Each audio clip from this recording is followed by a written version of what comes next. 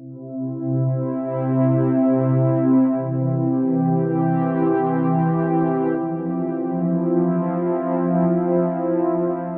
And very warm welcome to all of you. कैसे हैं आप सब? मैं आपका मेंटर और एक बार फिर से आपके सामने उपस्थित हो गया हूं एक लंबे अरसे के बाद आपके सबसे पसंदीदा एपिसोड इडियम्स एंड फ्रेजेस के साथ।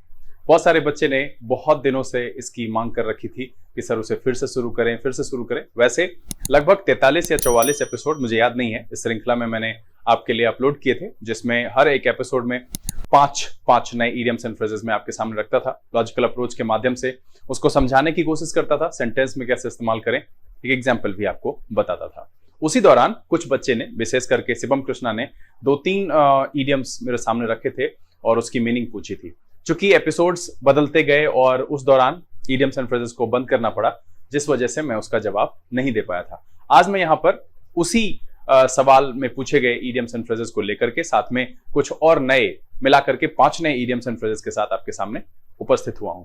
यहां पर एक बात और कहना चाहूंगा, मैं आपसे यह जानना चाहता हूं कि क्या इसके स्वरूप को बदला जाए। स्वरूप बदलने का मतलब है कि मैं आपसे यह पूछना चाहता हूं कि क्या आप चाहते हैं कि मैं 10 क्वेश्चन इडियम्स एंड फ्रेजेस पर जो मल्टीपल चॉइस ऑब्जेक्टिव क्वेश्चन जो बैंक में, एसएससी में पूछा जाता है, उस तरीके का 10 सवाल जो कि पुराने पढ़ाए गए इडियम्स एंड फ्रेजेस पर 5 और 5 नए पर हो, ताकि हम उसी दौरान सवाल को सॉल्व भी कराएं और 5 जो नए इडियम्स एंड फ्रेजेस होंगे उसको वहां पर बताएं भी। क्योंकि दान सिन्हा ट्यूटोरियल नाम से एक यूजर हैं जिन्होंने ये बात मुझे लिखी थी कि आप इडियम्स एंड फ्रेजेस के लिए भी कुछ ऐसा करें जहां पर हम लोग भी कोशिश करें। तो मुझे ये लगता है कि पिछला रिवीजन करना भी बहुत जरूरी है और नए को सीखना भी बहुत जरूरी है। तो इसलिए 10 क्वेश्चन हम लेकर के आएंगे और 5 पुराने पर आधारित होगा, 5 नए इडियम्स एंड फ्रेजेस होंगे। अगर आपको ये लगता है कि मुझे अप्लाई करना चाहिए और इस स्वरूप से ज्यादा वो फायदेमंद होगा, तो वो आप मुझे लिख करके बताइएगा। इस एक्सप्लेनेशन के दौरान कुछ भी ऐसी बात हो जो आपको समझ में नहीं आए, तो आप नीचे कमेंट करके मुझे वो भी बताइए। साथ में इडियम्स एंड फ्रेजेस के एपिसोड किस तरह से आपके लिए फायदेमंद है, मैंने अभी पूछा है आपसे, आप उस सवाल का जवाब जरूर लिखिएगा, उसका इंतजार करेंगे और जितने कमेंट्स आएंगे उस आधार पर हम ये डिसाइड करेंगे कि आखिरकार जो चल रहा है वही रखें या इसका नया स्वरूप आपके सामने लेकर के आए। चलिए इस सेशन की शुरुआत करते हैं, सीखते हैं 5 नए इडियम्स एंड फ्रेजेस। फटाफट नोटबुक और पेन लेकर के तैयार हो जाए, देखते हैं कि आज के सेशन में कौन कौन से 5 नए इडियम्स एंड फ्रेजेस लाए गए। चलिए देखा जाए।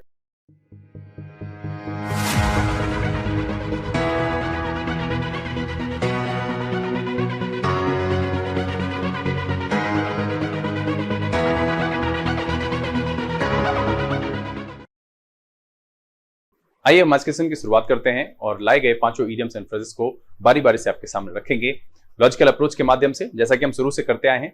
सेम वही प्रक्रिया अपनाते हुए सेंस को डिकोड करके समझाने की कोशिश करेंगे। सेंटेंस में कैसे इस्तेमाल करें उसके लिए एग्जाम्पल भी आपके सामने रखेंगे। ये बहुत जरूरी है इसलिए कि वीडियो में शुरू से अंत तक आप बने रहिए। हर एक इडियम बहुत ही इंपॉर्टेंट है और उम्मीद तो ये है कि सब आपके लिए नया भी होगा, और नया हो या ना हो इससे पहले आपने रटा होगा। मैं यहाँ पर एक संदर्भ, एक लॉजिकल अप्रोच के माध्यम से इसे समझाऊंगा, ये लंबे समय तक आपके जहन में रह जाएगा। एग्जामिनेशन में अगर ये पूछा जाता है तो आप उसे सॉल्व कर पाएंगे, इसीलिए वीडियो को भगा भगा करके नहीं देखिएगा। सेशन को शुरू करेंगे, लेकिन उससे पहले जो लोग इस चैनल पर नए हैं, चैनल को सब्सक्राइब कर लीजिए, बेल आइकन जरूर प्रेस कीजिएगा ताकि यहाँ से अपलोड की गई वीडियोस की नोटिफिकेशन मिले और आपका कोई भी सेशन मिस ना हो। आज के सेशन में जो 5 इडियम्स एंड फ्रेज लाए गए हैं उसमें से जो पहला इडियम है वो है गो down like a lead balloon. अब देखिए, गो down like a lead balloon, सबसे पहले एक पहला हिस्सा देखते हैं। गो डाउन, इसका मतलब होता है नीचे जाना, ठीक है। अब ये जो लीड बलून है, इसका सबसे पहले जो उपयोग हुआ वो 1924 में। लीड बलून से आप सुनकर कैसा लगेगा कि जो बलून लीड कर रहा हो, नहीं। यहां लीड बलून एक फेमस कार्टून शो हुआ करता था 1924 में, मॉम एंड पॉप कार्टून, वहीं पर इसकी चर्चा हुई और वहीं से ये संदर्भित है।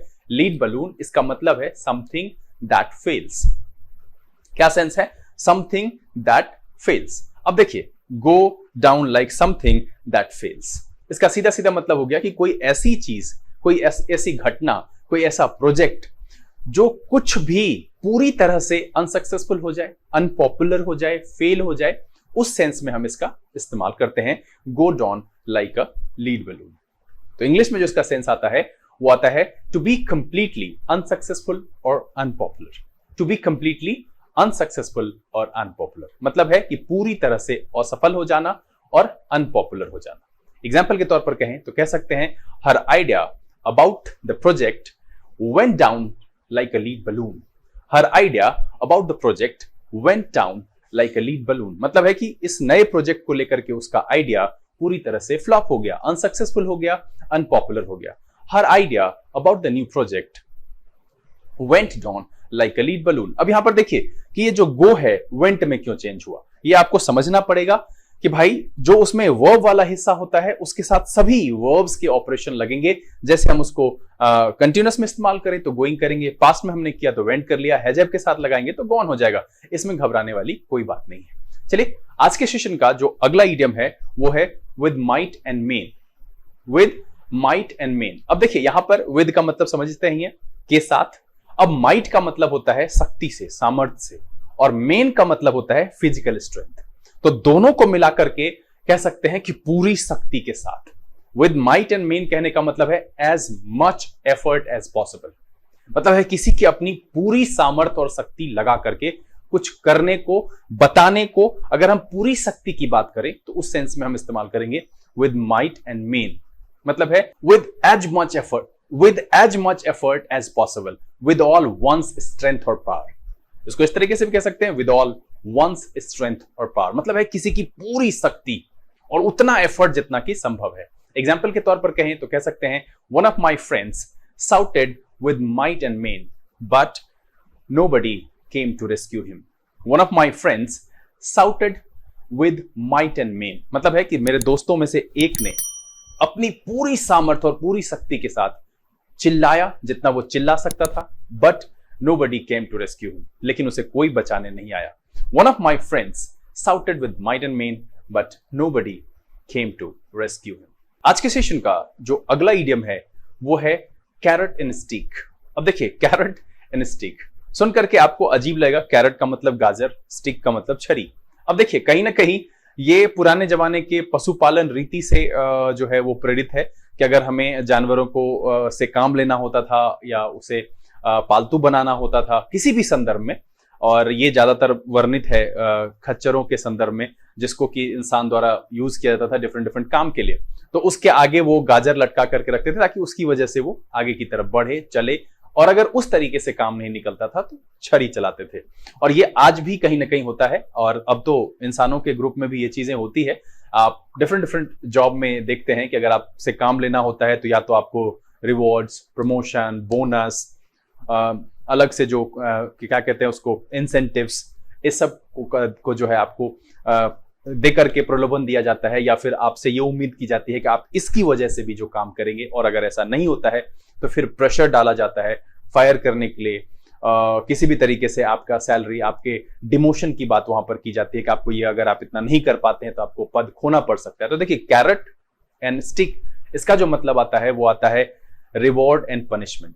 ये एक ऐसा मेथड है जो कहीं पर भी किसी भी तरीके से काम निकलना चाहिए. तो इसका जो सेंस आता है कि कैरेट एंड स्टिक का जो मतलब है रिवॉर्ड एंड पनिशमेंट. इस सेंस में हम इसका इस्तेमाल करते हैं. एग्जाम्पल के तौर पर कहें तो कह सकते हैं leaders use the carrot and stick method to win the support of people.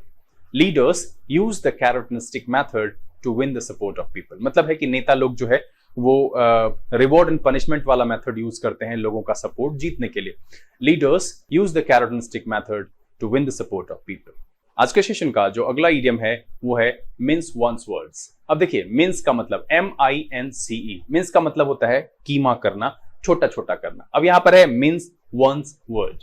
अब यहां पर वंस का मतलब समझिए. ये जरूरत के हिसाब से अगर हम सब्जेक्ट इस्तेमाल करते हैं ही तो वहां हो जाएगा हिज, आई तो माई, यू तो योर. ये मैं पहली बार नहीं कई बार बता चुका हूं कि वंस जो है वो सेंटेंस में लिए गए सब्जेक्ट के हिसाब से अपना रूप बदल लेगा. अब मीन्स वर्ड भी कहीं कहीं आपको मिलेगा, मीन्स वंस वर्ड भी मिलेगा. इसका मतलब होता है कि किसी के शब्द को काट छांट कर देना. मतलब है कि बोलना, लेकिन कैसे, वैगली एंड इनडायरेक्टली.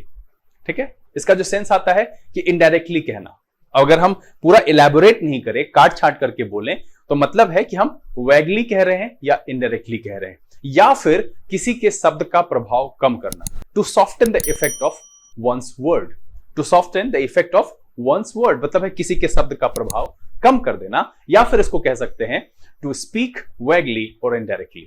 टू स्पीक वैगली और इनडायरेक्टली। मतलब है कि शब्दों को अगर हम काट छाट करके रखेंगे तो या तो वो प्रभावहीन हो जाएगा या वो फिर इनडायरेक्टली हो जाएगा। कहने का मतलब हम डायरेक्टली कहें तो सारी बातें एलैबोरेटेड फॉर्म में ढंग से सही शब्दों का प्रयोग करते हुए रखेंगे। तो मीन्स वंस वर्ड का मतलब है टू स्पीक वैगली और इनडायरेक्टली, या फिर कह सकते हैं to soften the effect of one's words. Example के तौर पर कहें तो कह सकते हैं I don't like the man who minces his words. I don't like the man who minces his words. अब यहां पर दोनों सेंस फिट बैठेगा कि मुझे वैसे लोग पसंद नहीं है जो उनके शब्दों को वैगली या इनडायरेक्टली कहे, या फिर कह सकते हैं I don't like the man who minces his words का मतलब कि मुझे वैसे लोग पसंद नहीं है जो उनके शब्दों के प्रभाव को कम करके बताए। मतलब है कि टू स्पीक वैगली और इनडायरेक्टली, इस सेंस में भी इसका इस्तेमाल कर सकते हैं। और जो दूसरा सेंस है कि to soften the effect of one's words, मतलब है किसी के शब्द के प्रभाव को कम करके बताना, उस सेंस में भी यहां पर आएगा। तो एग्जाम्पल क्या कहा मैंने, एक बार फिर से सुन लीजिए। I don't like the man who minces his words.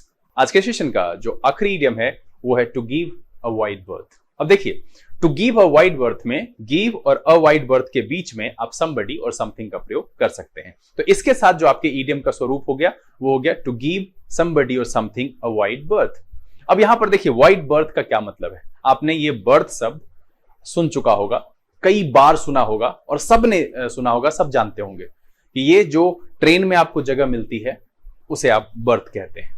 यहां वाइड बर्थ का इससे कहीं भी कोई संदर्भ नहीं है। इसका जो शुरुआत में प्रयोग किया जाता था, जहाजों को जब बंदरगाह पर बांधा जाता था, लंगर डाला जाता था, तो उस समय में उसे वाइड बर्थ प्रोवाइड किया जाता था। मतलब है कि काफी अच्छी जगह डिस्टेंस पर रखा जाता था ताकि किसी भी प्रकार की क्षति ना हो। दोनों जहाज या जो एक से ज्यादा जहाज बंधे हुए होते थे वहां पर जो लंगर डाला जाता था, तो उसमें क्षति ना हो, आगे ले जाने में या किसी समय में उसको हटाने में, रख रखाव में किसी प्रकार की क्षति ना हो, इसलिए उसको दूर दूर करके वाइड बर्थ प्रोवाइड करते, मतलब काफी दूरी रखते हुए उसे वहां बांधा जाता था। धीरे धीरे ये डेवलप हुआ और डेवलप होकर के जब इधर कॉमन इंग्लिश में यूज होने लगा तो इसका मतलब आप सीधा समझिए किसी से दूरी बनाए रखना, उसको जगह देना, दैट मीन्स उसको अवॉइड करना। तो इसका जो पहला सेंस आया टू अवॉइड अ पर्सन और प्लेस, सिंपल सा सेंस आया टू अवॉइड अ पर्सन और प्लेस, या फिर कह सकते हैं कीप अवे फ्रॉम। दो सेंस आया कि भाई किसी को अवॉइड करना, किसी पर्सन को, किसी प्लेस को, टू अवॉइड अ पर्सन और प्लेस, या फिर कह सकते हैं कीप अवे फ्रॉम। एग्जाम्पल के तौर पर कहें तो कह सकते हैं my friend tends to give her. अब देखिए यहां पर जो मैंने लिखा गिव हर, यही है वो गिव समबडी अ वाइड बर्थ। इसलिए कहा, एग्जाम्पल भी ध्यान से सुनिए कि कैसे इस्तेमाल करना है। My friend tends to give her a wide berth because she looks so strange. मैंने क्या कहा, फिर से सुनिए। My friend tends to give her. अब यहां पर गिव के बाद मुझे somebody या समथिंग रखना था, क्योंकि मैं एक लड़की की चर्चा कर रहा हूं कि my friend tends to give her a wide berth because she looks so strange. मतलब है कि मेरा दोस्त उसे अवॉइड करने की कोशिश करता है, उसमें लगा रहता है क्योंकि वो अजीब दिखती है, because she looks so strange. Finally जो मैंने एग्जाम्पल के तौर पर रखा सुन लीजिए कि my friend tends to give her a wide berth because she looks so strange. उम्मीद करता हूं कि आज के सेशन में जो ये 5 इडियम्स एंड फ्रेजेस आपके सामने रखे गए, सबके मीनिंग को आपने आसानी से समझ लिया होगा। एग्जाम्पल में उसके यूज भी आपको समझ में आ गए होंगे। अगर इस दौरान किसी भी प्रकार की कोई परेशानी रही, आप नीचे कमेंट करके मुझे लिखिए। मैं कोशिश करूंगा कि आसान शब्दों में दोबारा आपको उसे समझाने की कोशिश करूं। बहरहाल उम्मीद तो यह है कि ये 5 इडियम्स एंड फ्रेजेस आपके लिए नए होंगे और आपको मजा आया होगा। अगर ये वीडियो आपको अच्छा लगा, आप इसे लाइक कर दें। अगर आपने चैनल सब्सक्राइब नहीं किया है, प्लीज सब्सक्राइब कर लीजिए। बेल आइकन जरूर प्रेस कीजिएगा ताकि यहाँ से अपलोड की गई वीडियोस की नोटिफिकेशन आपको मिले और आपका कोई भी सेशन मिस ना हो। जो लोग यहाँ पर पहले जुड़े हुए हैं वो इसे ज्यादा से ज्यादा सोशल नेटवर्किंग साइट पर शेयर करें। पढ़ें, पढ़ाएं, खुश रहें, मस्त रहें। समय यहाँ से बिता लेने का, लेकिन हाँ, आपसे जो मैंने पूछा है कि क्या इसका स्वरूप बदल करके रखना चाहिए, क्या इसको टेस्ट के तौर पर रखें, 5 पुराने और 5 नए के साथ लेकर के आए, आप वो मुझे जरूर बताइएगा, क्योंकि अगला जो एपिसोड है वो जरूर लेकर के हम आएंगे। एक सप्ताह में कम से कम एक इडियम्स एंड फ्रेजेस का एपिसोड जरूर लाएंगे, जहां पर हम 5 नए इडियम्स एंड फ्रेजेस को बताएंगे। बस आपको ये बताना है कि इसका स्वरूप कैसा होना चाहिए। मैंने पहले ही कहा है कि नए लोग जो देख रहे हैं, प्लेलिस्ट में चले जाइए, 43 या 44 एपिसोड वहां पर उपलब्ध है, आप उसको देखिए। वीडियो को लाइक कर दीजिए। अगर आपने चैनल सब्सक्राइब नहीं किया है, सब्सक्राइब कर लीजिए, शेयर कर दीजिए। चैनल पर बने रहिए। अगले दिन फिर उपस्थित होते हैं ऐसे ही एक रोचक एपिसोड के साथ। तब तक के लिए आप घर में रहें, अपना और अपने परिवारजनों का ख्याल रखें, लेकिन पढ़ते जरूर रहिएगा। लर्न इंग्लिश विदाउट रूल्स के सीजन से this is V K Singh signing off. Keep reading, keep practising. Thank you, God bless you.